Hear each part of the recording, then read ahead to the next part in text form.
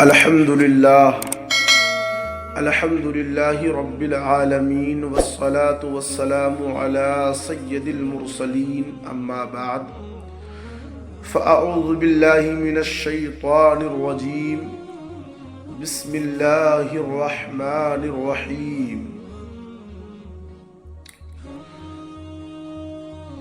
یا ایہا الذین آمنوا لا تحرموا طیبات ما احل اللہ لکم ولا تعتدوا ان اللہ لا يحب المعتدین آمنت باللہ صدق اللہ مولانا العظیم وصدق رسولہ النبی الامین الکریم ونحن على ذلك لمن الشاہدین والشاکرین والحمد للہ رب العالمین۔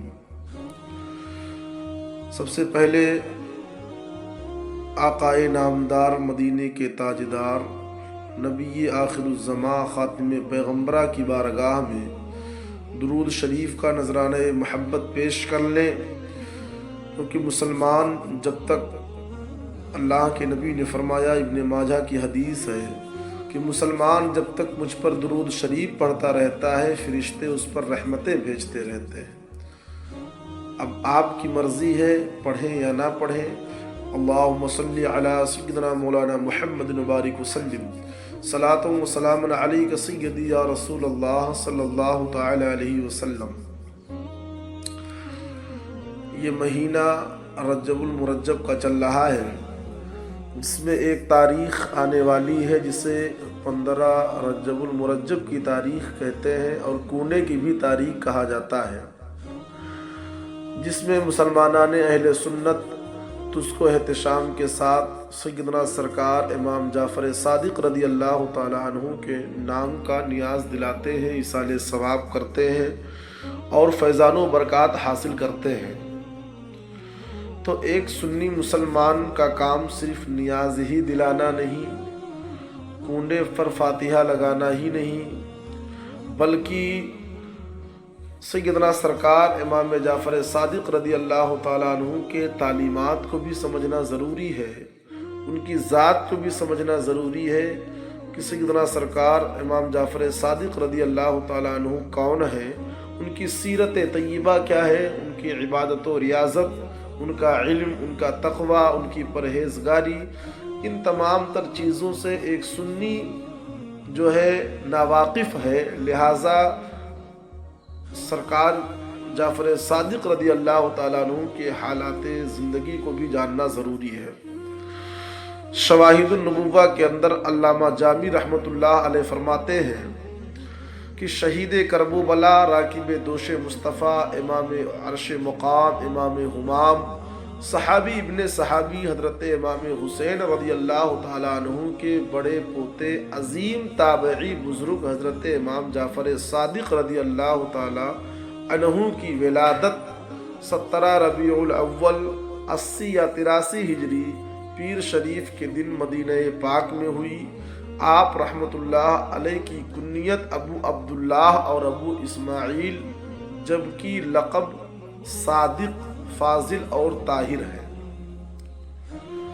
صادق کیوں کہتے ہیں؟ کیونکہ آپ رحمہ اللہ کو سچ بولنے کی وجہ سے صادق کے لقب سے جانا جاتا ہے، یعنی ایسا نہیں کہ نام الگ ہو اور کام الگ ہو، یعنی آپ اسم با مسمہ تھے، جیسا لقب تھا ویسا ہی آپ کا مبارک عمل بھی تھا۔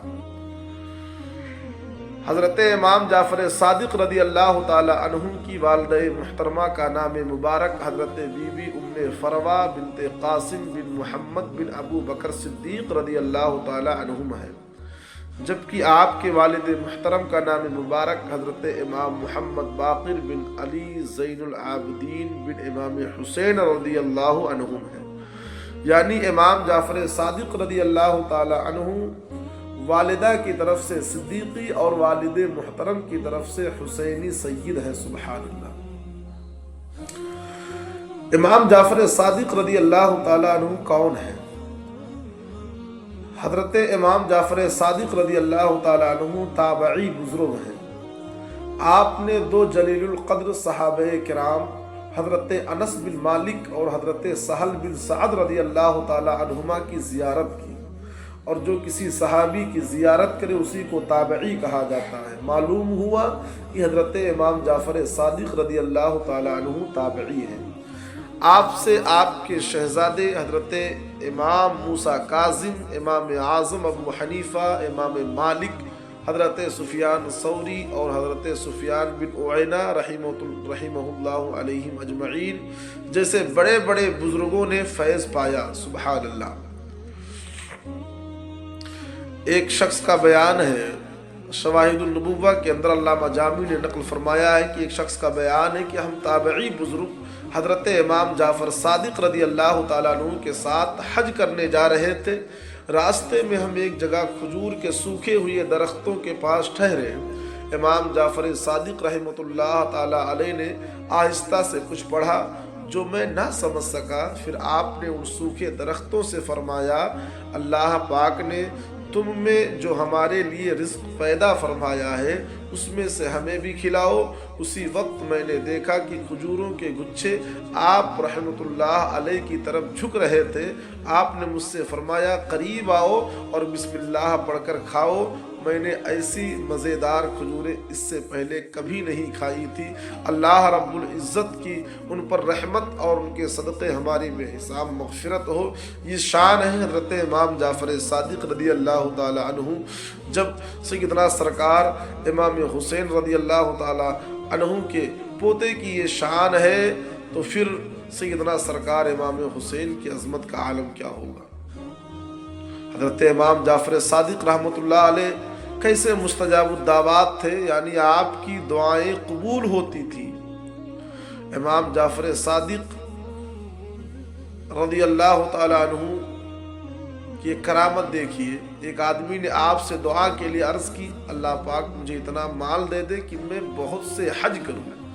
آپ نے دعا کی، اے اللہ اسے بکثرت مال عطا فرما تاکہ یہ اپنی زندگی میں 50 حج کرے۔ اسے اتنا مال ملا کہ اس نے پورے 50 حج کیے۔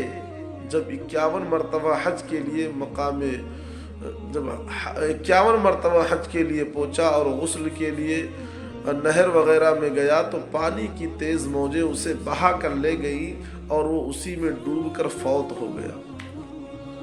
تو سیدنا سرکار امام جعفر صادق رضی اللہ تعالیٰ عنہ نے جو بات کہی، جو دعا مانگی، اللہ نے اسے پوری فرما دیا۔ یعنی تمہارے منہ سے جو نکلی وہ بات ہو کے رہی، کہا جو دن کو کی شب ہے تو رات ہو کے رہی۔ حضرت امام جعفر صادق رضی اللہ تعالیٰ عنہ مکہ پاک میں ایک دن کہیں تشریف لے جا رہے تھے کہ راستے میں ایک عورت اپنی گائے کے مرنے پر رو رہی تھی۔ آپ نے فرمایا، کیا تم چاہتی ہو کہ اللہ تمہاری گائے زندہ فرما دے؟ عورت نے عرض کی، آپ ہم سے اس طرح مذاق کرتے ہیں، حالانکہ میں پہلے ہی مصیبت میں ہوں۔ آپ نے عورت سے فرمایا، میں تم سے مذاق نہیں کر رہا۔ پھر آپ نے دعا فرمائی اور اس گائے کے سر اور پاؤں کو پکڑ کر ہلایا تو وہ جلدی سے اٹھ کھڑی ہو گئی۔ سبحان اللہ۔ یہ شان حضرت امام جعفر صادق رضی اللہ تعالیٰ عنہ کی ہے۔ شواہد النبوہ کے اندر علامہ جامی رحمۃ اللہ علیہ فرماتے ہیں، حضرت امام جعفر صادق رضی اللہ تعالیٰ عنہ کی خدمت بابرکت میں ایک شخص 10,000 دینار یعنی 10,000 سونے کے سکے لے کر حاضر ہوا اور عرض کرنے لگا، حضور میں حج کے لیے جا رہا ہوں، آپ میرے اس پیسے سے کوئی مکان وغیرہ خرید لیجئے گا تاکہ میں حج سے واپسی پر اپنی اولاد کو لے کر وہاں رہنا شروع کر دوں۔ پھر حج سے واپسی پر وہ شخص آپ کی بارگاہ عالی میں حاضر ہوا تو آپ رحمت اللہ علیہ نے اس سے فرمایا، میں نے تمہارے لیے جنت میں مکان خرید لیا ہے جس کی پہلی حد حضور علیہ السلام پر، دوسری حضرت علی مرتضیٰ رضی اللہ تعالی عنہ پر، تیسری حد نواسۂ رسول امام حسن مجتبیٰ پر اور چوتھی حد حضرت امام حسین رضی اللہ تعالی عنہ پر ختم ہوتی ہے۔ اور یہ لو میں نے اسے تحریر بھی کر دیا ہے۔ یہ خوشخبری سن کر وہ شخص بہت خوش ہوا اور خط لے کر اپنے گھر چلا گیا۔ گھر جاتے ہی وہ شخص بیمار پڑ گیا۔ اس نے وصیت کی کہ اس خط کو میرے انتقال کے بعد میری قبر میں رکھ دینا۔ گھر والوں نے دفن کرتے وقت اس خط کو قبر میں رکھ دیا۔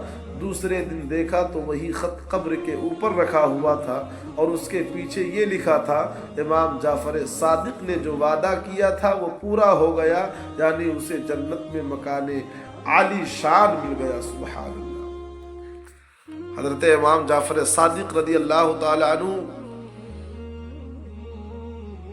ایک مرتبہ خلیفہ منصور کے دربار میں تشریف فرما تھے۔ اس روایت کو حافظ ابو نعیم اصفہانی رحمۃ اللہ تعالی علیہ نے حلیۃ الاولیاء کے اندر نقل فرمایا ہے۔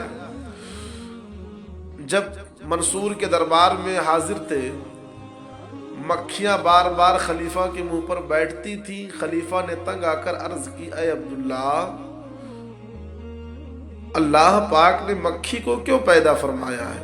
آپ نے خلیفہ کو چوٹ کرنے کے لیے ارشاد فرمایا تاکہ ظالموں اور مغروروں کو ذلیل کرے۔ اللہ اکبر! کیا شان ہے امام جعفر صادق رضی اللہ تعالیٰ عنہ کی۔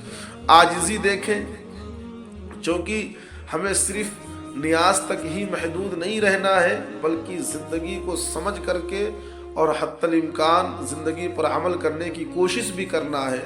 حضرت امام جعفر صادق رحمۃ اللہ علیہ عالی نسب ہونے کے باوجود عاجزی کے پیکر تھے۔ امام اعظم ابو حنیفہ کے عظیم شاگرد، بہت بڑے عالم و صوفی بزرگ حضرت داؤد طائی رحمۃ اللہ علیہ نے آپ سے عرض کی، اہل بیت میں سے ہونے کی حیثیت سے مجھے کوئی نصیحت فرمائیے، لیکن آپ علیہ الرحمہ آپ رحمۃ اللہ علیہ خاموش رہے۔ دوبارہ عرض کی کہ اہل بیت میں سے ہونے کے اعتبار سے اللہ پاک نے آپ کو جو فضیلت بخشی ہے، اس لحاظ سے نصیحت کرنا آپ کے لیے ضروری ہے۔ یہ سن کر آپ رحمۃ اللہ علیہ نے فرمایا، میں تو خود خوف زدہ ہوں کہ کہیں قیامت کے دن میرے جد اعلیٰ محمد رسول اللہ میرا ہاتھ پکڑ کر یہ نہ پوچھ لے کہ تو نے خود میری پیروی کا حق کیوں ادا نہ کیا، کیونکہ نجات کا تعلق نسب سے نہیں، اعمال صالحہ یعنی نیک کاموں سے ہے۔ یہ سن کر حضرت داؤد طائی رو پڑے کہ وہ ہستی جن کے جد امجد اللہ کے آخری رسول ہیں، جب ان کے خوف خدا کا یہ عالم ہے تو میں کس گنتی میں آتا ہوں۔ اللہ اکبر! تو یہ امام جعفر صادق رضی اللہ تعالی عنہ کی عاجزی و انکساری ہے۔ شفا شریف کے اندر علامہ قاضی ایاز مالکی رحمۃ اللہ علیہ نقل فرماتے ہیں کہ آپ کی مبارک طبیعت میں خوش اخلاقی تھی، مبارک ہونٹوں پر مسکراہٹ سجی رہتی، مگر جب کبھی ذکر مصطفیٰ ہوتا، ذکر رسول کی ہیبت و تعظیم کے سبب رنگ زرد ہو جاتا، کبھی بھی بے وضو حدیث پاک بیان نہ فرماتے، نماز و تلاوت میں مشغول رہتے یا خاموش رہتے، آپ کی گفتگو فضول گوئی سے پاک ہوتی تھی۔ سبحان اللہ! یہ ذات تھی امام جعفر صادق کی، نہ جن کے عاجزی کا جواب اور نہ جن کے عادات حسنہ کا جواب۔ حضرت امام جعفر صادق رضی اللہ تعالیٰ عنہ ظاہری و باطنی علوم کے جامع تھے۔ آپ ریاضت و عبادت اور مجاہدے میں مشہور تھے۔ امام مالک رحمۃ اللہ علیہ کا بیان ہے کہ میں ایک زمانے تک آپ کی خدمت مبارکہ میں آتا رہا، میں نے ہمیشہ آپ کو 3 عبادتوں میں سے کسی ایک میں مصروف پایا۔ جب میں آتا تو یا تو آپ نماز پڑھتے ہوئے ملتے، یا تو تلاوت قرآن میں مشغول ہوتے، یا پھر روزے دار ہوتے۔ سبحان اللہ! یہ شان امام جعفر صادق کی ہے۔ آپ نے پڑھا کہ عظیم عاشق رسول حضرت امام مالک رحمۃ اللہ علیہ فرما رہے ہیں کہ میں نے ہمیشہ امام جعفر صادق کو عبادت میں دیکھا۔ ذرا ہم بھی اپنے بارے میں غور کریں کہ ہمارا کتنا وقت اللہ اور اس کے پیارے نبی کی یاد میں گزرتا ہے، ہماری نمازوں کی کیا پوزیشن ہے، کیا ہم بھی روزانہ قرآن کریم کی تلاوت کرتے ہیں؟ امام جعفر صادق علیہ الرحمہ فرض کے ساتھ ساتھ خوب نفل روزے بھی رکھیں، اور ہم سے صرف فرض روزے بھی نہ رکھے جائیں۔ اے کاش ہمیں اپنے بزرگوں کے نقش قدم پر چلنا نصیب ہو جائے۔ اللہ توفیق دے تو فرائض کے ساتھ ساتھ نوافل کی کثرت کیجیے، روزانہ کم از کم 1 پارے کی تلاوت کی عادت ہو جائے تو کیا بات ہے۔ بے شک کھیر پوری اور کولے کی نیاز ضرور کیجیے، لیکن کھیر پوریاں پکا کر کھانا اور کھلا دینا ہی امام جعفر صادق کی محبت کا دم بھرنا نہیں۔ سچی محبت تو یہ ہے کہ ہم ان کے نقش قدم پر چلیں اور ان کی طرح نیکیوں میں بھی رغبت رکھیں۔ الحمدللہ ماہ رجب ماہ امام جعفر صادق جاری ہے، جس سے ہو سکے وہ نفل روزوں کی بھی خوب کثرت کرے، تو پھر یہ سچی محبت کا دعویٰ ہوگا انشاءاللہ۔ امام جعفر صادق رضی اللہ تعالیٰ عنہ، اس روایت کو بھی حلیۃ الاولیاء کے اندر نقل فرمایا گیا، فرماتے ہیں کہ جو شخص رسول اللہ کے ظاہری حالات مبارکہ کے مطابق زندگی گزارے وہ سنت پر عمل کرنے والا ہے، اور جو آپ کے باطنی حالات مبارکہ کے مطابق زندگی گزارے وہ صوفی ہے۔ اور باطنی زندگی سے امام جعفر صادق کی مراد حضور صلی اللہ علیہ وسلم کے پاکیزہ اخلاق اور آخرت کو اختیار کرنا ہے۔ لہٰذا جو شخص آپ کے اخلاق کریمہ سے اپنے آپ کو زینت دے اور جس چیز کو آپ نے اختیار فرمایا اسے اختیار کرے، جس چیز میں رغبت رکھی اس میں رغبت رکھے، جن چیزوں سے آپ نے اپنے آپ کو بچایا ہے ان سے بچتا رہے، اور جن کاموں کی ترغیب دلائی ان پر عمل کر لے، تو بے شک وہ گندگی سے پاک و صاف ہو کر غیر سے نجات پا گیا۔ اور جو شخص آپ کے راستے سے ہٹ کر اپنے نفس کی پیروی کرنے اور اپنے پیٹ و شرمگاہ کی خواہشات کو پورا کرنے میں مشغول رہا، تو ایسا شخص صوفی بننے سے دور بے وقوفی میں کوشش کرنے والا اور آنے والے خطرناک حالات سے غافل ہے۔ اعلیٰ حضرت فرماتے ہیں صدق صادق کا تصدق صادق الاسلام کر، بے غضب راضی ہو کاظم اور رضا کے واسطے۔ یعنی سیدنا سرکار اعلیٰ حضرت نے یہ شعر سلسلہ عالیہ قادریہ رضویہ کے شجرہ شریف کا چوتھا شعر ہے۔ اس شعر میں سلسلہ عالیہ قادریہ رضویہ کے چھٹے اور ساتویں اور آٹھویں شیخ طریقت امام جعفر صادق، پھر ان کے شہزادے امام موسیٰ کاظم اور پھر ان کے شہزادے امام علی رضا کے وسیلے سے دعا کی گئی ہے، یا اللہ پاک تجھے امام جعفر صادق کے صدق یعنی سچائی کا واسطہ مجھے ایمان کی سلامتی نصیب فرما، اور امام موسیٰ کاظم اور امام علی رضا رحمت اللہ علیہما کے صدقے مجھ سے بغیر غضب فرمائے راضی ہو جا۔ سبحان اللہ۔ تو یہ شان امام جعفر صادق کی ہے۔ حضرت امام جعفر صادق سے مسلمانوں کے پہلے خلیفہ حضرت ابوبکر صدیق کے بارے میں پوچھا گیا۔ آج تو اناپ شناپ بکتے ہیں نا کہ فاروق اعظم اور صدیق اکبر رضی اللہ تعالیٰ عنہما کے تعلق سے غلط بیانیاں کرتے ہیں لوگ۔ حضرت امام جعفر صادق سے مسلمانوں کے پہلے خلیفہ کے بارے میں پوچھا گیا تو آپ نے فرمایا میں ان کے متعلق صرف بہتر بات ہی کہہ سکتا ہوں، کیونکہ میں نے اپنے والد محترم حضرت امام باقر رحمۃ اللہ علیہ سے، انہوں نے حضرت امام زین العابدین رضی اللہ تعالیٰ عنہ سے، اور انہوں نے نواسۂ رسول حضرت امام حسین سے روایت کی کہ مولا علی شیر خدا فرماتے ہیں میں نے رسول کو یہ فرماتے ہوئے سنا کہ ابو بکر صدیق سے افضل کسی انسان پر آج تک نہ سورج طلوع ہوا ہے اور نہ ہی غروب ہوا ہے۔ اس کے بعد امام جعفر صادق نے فرمایا اگر میں نے روایت میں غلط بیانی کی ہو تو مجھے کل بروز قیامت سرکار کی شفاعت حاصل نہ ہو، اور میں ابو بکر صدیق کے فضائل کیوں نہ بیان کروں، کیونکہ میں تو خود روز قیامت صدیق اکبر کی شفاعت کا طلبگار ہوں۔ آپ رحمۃ اللہ علیہ فرماتے ہیں جو حضرات شیخین کریمین یعنی حضرت ابو بکر صدیق اور حضرت عمر فاروق اعظم، شیخین کریمین یعنی حضرت ابو بکر صدیق اور حضرت عمر فاروق اعظم رضی اللہ تعالیٰ عنہما کی فضیلت سے ناواقف ہے، وہ سنت سے ناواقف ہے۔ میں نے اہل بیت میں سے کسی کو نہیں دیکھا جو ان سے محبت نہ رکھتا ہو۔ مزید فرماتے ہیں بے شک حضرت ابو بکر صدیق رضی اللہ تعالیٰ عنہ کا دل مشاہدہ ربوبیت سے بھرا ہوا تھا، ان کے دل میں اللہ کے علاوہ اور کوئی نہ تھا۔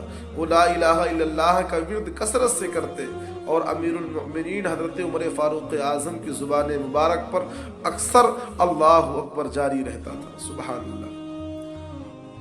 ایک شخص نے آپ سے حضرت صدیق اکبر اور فاروق اعظم کے بارے میں پوچھا تو آپ نے فرمایا تم مجھ سے ان کے بارے میں پوچھتے ہو کہ جنہوں نے جنت کا پھل کھایا، اس شخص سے میرا کوئی تعلق نہیں جو امیر المؤمنین حضرت ابو بکر صدیق اور حضرت عمر فاروق اعظم کا ذکر بھلائی کے ساتھ نہ کرے۔ اللہ اکبر، یہ شان ہے۔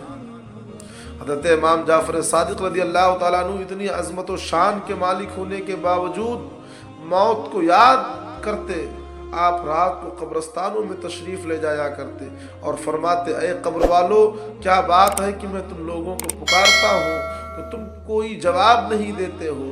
پھر آپ فرماتے افسوس میرے اور تمہارے درمیان پردہ ہو گیا ہے، لیکن آئندہ میں بھی تمہارے ہی جیسا ہو جانے والا ہوں۔ آپ رحمت اللہ علیہ یہی فرماتے رہتے یہاں تک کہ صبح صادق ہو جاتی تو آپ نماز فجر کے لیے مسجد میں تشریف لے جاتے۔ آپ فرماتے ہیں اے ابن آدم کسی چیز کے نہ ہونے پر کیوں غم کرتا ہے؟ یہ غم کرنا اس چیز کو تیرے پاس واپس نہ لائے گا، اور کسی موجود چیز پر کیوں تکبر کرتا ہے؟ موت اس کو تیرے ہاتھ میں نہ چھوڑے گی۔ اللہ حضرت امام جعفر صادق رضی اللہ تعالی عنہ فرماتے ہیں کہ 5 قسم کے آدمیوں کی صحبت اختیار نہ کرو۔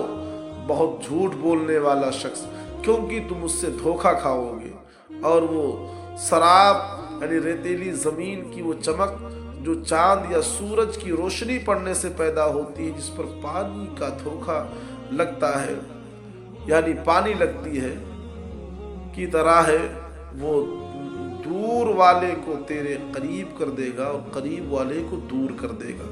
بے وقوف آدمی، کیونکہ اس سے تمہیں کچھ بھی حاصل نہ ہوگا، وہ تمہیں نفع پہنچانا چاہے گا لیکن نقصان پہنچا بیٹھے گا۔ تیسرے نمبر پر فرمایا کنجوس شخص، کیونکہ جب تمہیں اس کی زیادہ ضرورت ہوگی تو وہ دوستی ختم کر دے گا۔ بزدل آدمی، کیونکہ یہ مشکل وقت میں تمہیں چھوڑ کر بھاگ جائے گا۔ فاسق آدمی، کیونکہ وہ تمہیں ایک لقمے یا اس سے بھی کم قیمت میں بیچ دے گا۔ کسی نے پوچھا کہ لقمے سے کم کیا ہے؟ آپ نے فرمایا لالچ رکھنا اور اسے نہ پانا۔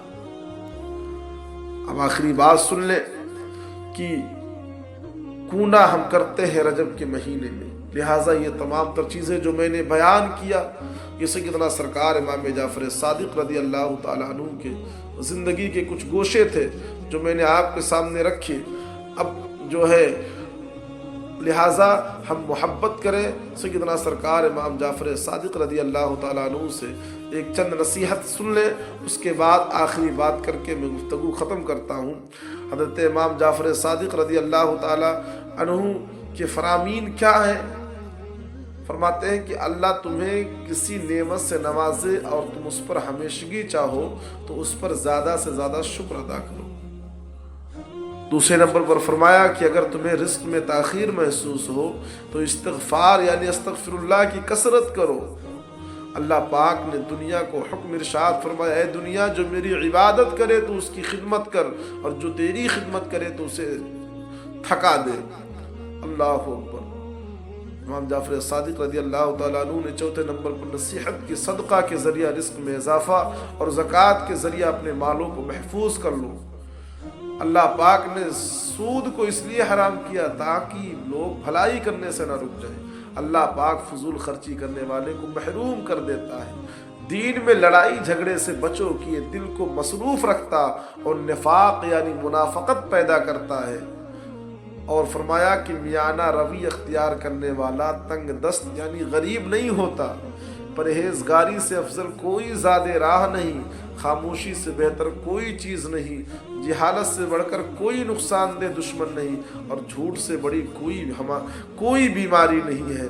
یہ تمام تر نصیحت امام جعفر صادق رضی اللہ تعالیٰ عنہ کی ہے، لہٰذا ہمیں تعلیمات امام جعفر صادق پر بھی عمل کرنا چاہیے، اور اس کے بعد محبت میں سرشار ہو کر کونے کی نیاز دلائیں اور فیضان و برکات حاصل کریں۔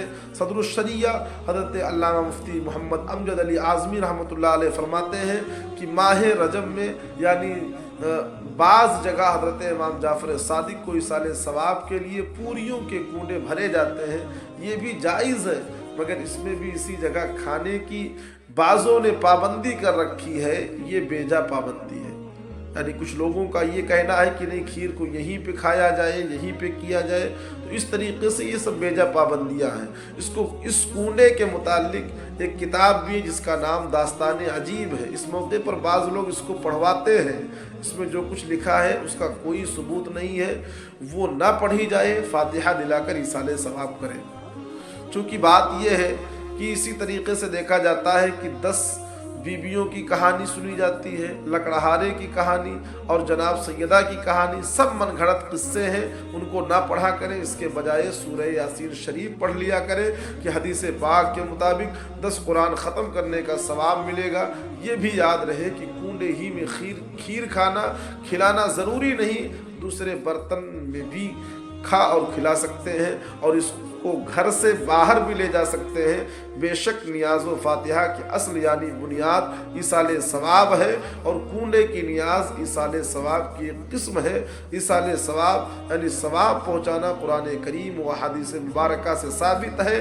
ایصال ثواب دعا کے ذریعے بھی کیا جا سکتا ہے، اور کھانا وغیرہ پکا کر اس پر فاتحہ دلا کر بھی اس کو ناجائز کہنا شریعت پر افطرا یعنی تہمت باندھنا ہے۔ ناجائز کہنے والے پر اللہ تبارک و تعالیٰ نے قرآن مقدس کے اندر ارشاد فرمایا، جیسا کہ میں نے سورہ مقدسہ کو ایک آیت کی تلاوت کی، اللہ قرآن میں فرماتا ہے یا ایھا الذین آمنوا لا تحرموا طیبات ما احل اللہ لکم ولا تعتدوا، اے ایمان والو حرام نہ ٹھہراؤ وہ ستھری چیزیں کہ اللہ نے تمہارے لیے حلال کی ہے، ولا تعتدوا اور حد سے نہ بڑھو، ان اللہ لا يحب المعتدین، بے شک حد سے بڑھنے والے اللہ کو ناپسند ہیں۔ اور ایک روایت ہے اللہ کے نبی حضرت عبداللہ بن مسعود رضی اللہ تعالی عنہ فرماتے ہیں، یعنی وہ چیز جس کو مسلمان اچھا سمجھے وہ اللہ کے نزدیک بھی اچھی ہے۔